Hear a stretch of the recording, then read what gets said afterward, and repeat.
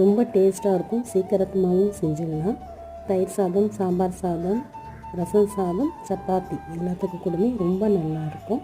இப்போது ஒரு 1/2 கிலோ மாதிரி சிக்கனை வாங்கி அதில் உப்பு தேவையான அளவு சேர்த்துட்டு, மஞ்சப்பொடி ஒரு 1/4 டீஸ்பூன், மிளகாப்பொடி 1 டீஸ்பூன், இஞ்சி பூண்டு விழுது 1, 1/2 கப் தயிரையும் 1 எலுமிச்சைப்பழ சாறையும் சேர்த்து நல்லா கலந்து ஒரு 1/2 மணி நேரம் ஊற வச்சு எடுத்துப்போம்.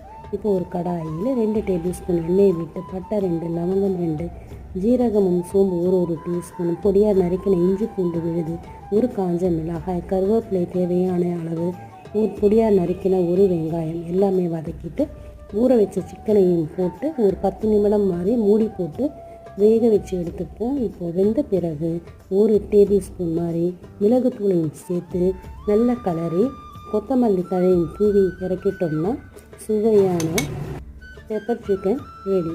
நன்றி, வணக்கம்.